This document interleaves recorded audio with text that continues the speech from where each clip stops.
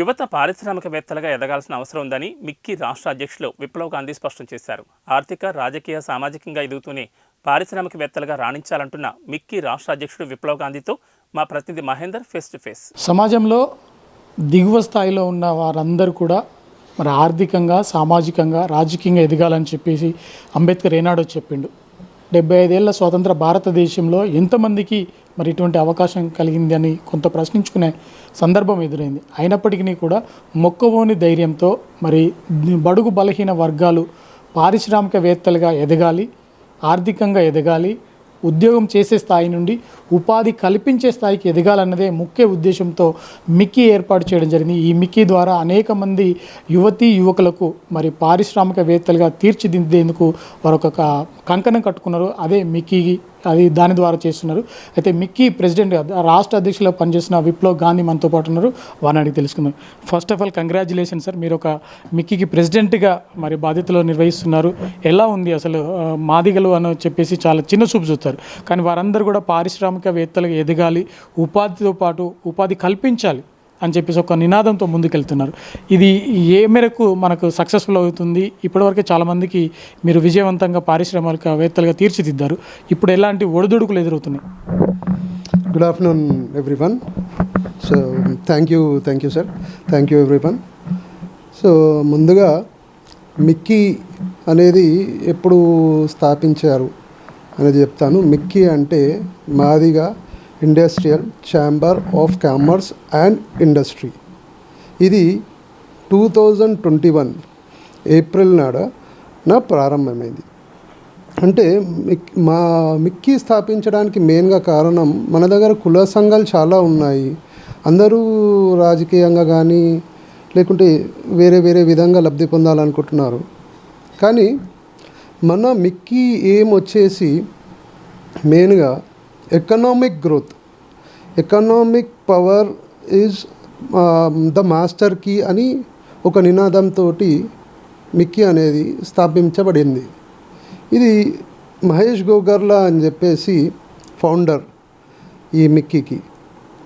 ఈ 2021 నుంచి అంటే మనము కేటీఆర్ గారి ద్వారానే ప్రారంభింపబడినది, జరిగినది. సో అప్పటి నుంచి ఇప్పటి వరకు మనం ఎన్నో ఎంటర్ప్రైనర్స్ డెవలప్మెంట్ ప్రోగ్రామ్స్ చేసాము, ఎందరికో లోన్స్ ఇప్పించాము.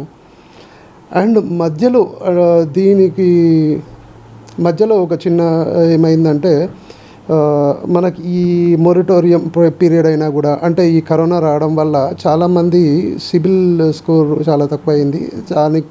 దానికి కొద్దిగా పాపం చాలామంది ఇబ్బంది పడుతున్నారు. సో దాన్ని కూడా అధిగమించాలని చెప్పేసి మేము ట్రై చేస్తున్నాం, బ్యాంకర్స్ తోటి మాట్లాడుతున్నాము. సిబిల్స్ స్కోర్ తక్కువ ఉన్నా కూడా కొద్దిగా లోన్ తక్కువ ఉన్నా కూడా లోన్ ఇవ్వాలని చెప్పి కోరుకుంటున్నాము. అండ్ ఇదండి. నెక్స్ట్ వచ్చేసి మిక్కీ వచ్చేసి వీఆర్ ట్రేడ్ మార్క్ ఆర్గనైజేషన్ అండి.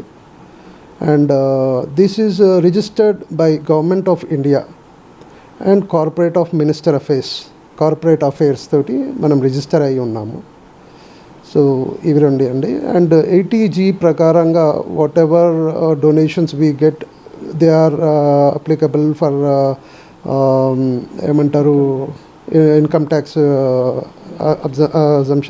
అజంప్షన్స్ కూడా మనం చూసుకోవచ్చు అనే దాన్ని అప్లై చేసుకోవాలి. మీకంటే ఏమైనా టార్గెట్ ఉందా సార్? ఇంతమంది మనల్ని తీసుకురావాలి, ఇంతమంది పారిశ్రామికవేత్తలుగా వాళ్ళు చూపెట్టాలి, వాళ్ళకి కావాల్సిన అవసరాలు తీర్చాలి. ఔత్సాహికులు చాలామంది ఉంటారు, బిజినెస్ చేయాలని చాలామందికి ఆలోచన ఉంటాయి, కానీ వాళ్ళకి ఒక ప్లాట్ఫామ్ అన్నది మిక్కీ ద్వారా ఇస్తున్నారు.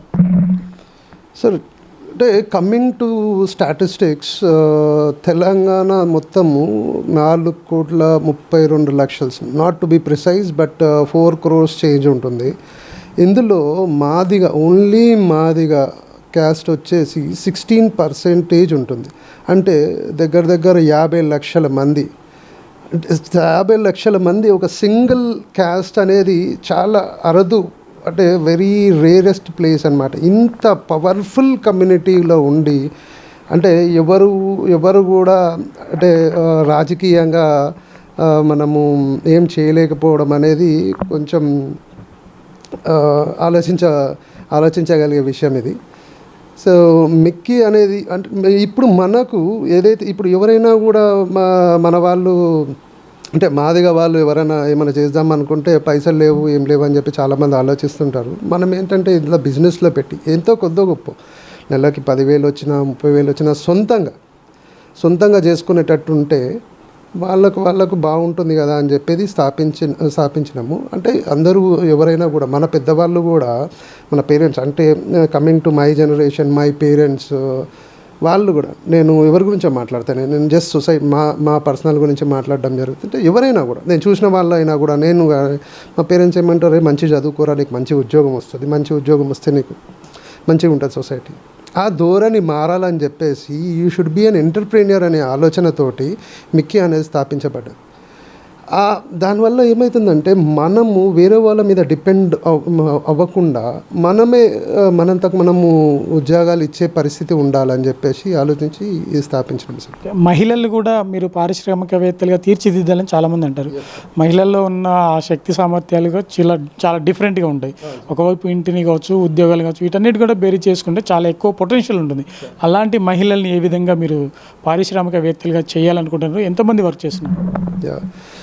సో మహిళలు అంటే రీసెంట్గా 2 మీటింగ్స్ అయినాయి సార్. ఒకటి పవర్ గ్రిడ్ ఎలక్ట్రిసిటీ బోర్డు వాళ్ళతోటి మాకు మీటింగ్ అయ్యింది.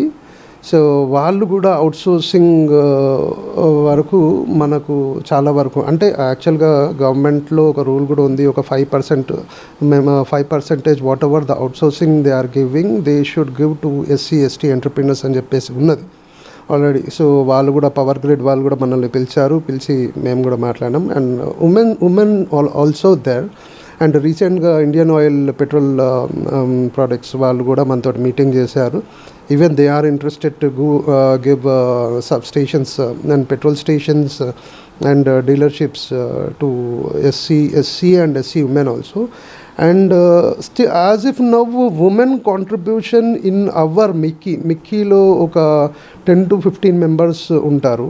స్టేట్ టీంలో ఒక 6 మెంబర్స్ ఉన్నారు మీటింగ్. అండ్ మేము చాలా ప్రయత్నం చేస్తున్నాం సార్. ఇప్పుడున్న పరిస్థితిలో ఆడవాళ్ళని బయటికి తీసుకొచ్చి వాళ్ళు మాట్లాడాలన్నా కూడా కొద్దిగా ఇబ్బంది పడతారు. హైదరాబాద్ ఈజ్ ఓకే, ఎందుకంటే పీపుల్ ఆర్ ఎడ్యుకేటెడ్, వాళ్ళు మాట్లాడగలుగుతారు, అది వేరు.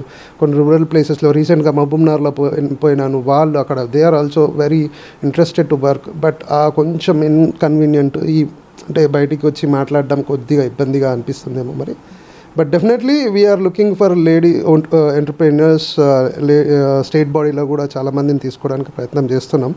వీఆర్ సీయింగ్ దట్ సార్ చేయడానికి వాళ్ళని నంబర్ పెంచడానికి అయితే ట్రై చేస్తున్నాం సార్. వీఆర్ ఓన్లీ స్టేట్ బాడీలో 6 మెంబర్స్ ఉన్నారు, ఇప్పుడు పెంచడానికి ట్రై చేస్తున్నాం. Yes, thank you all the best sir.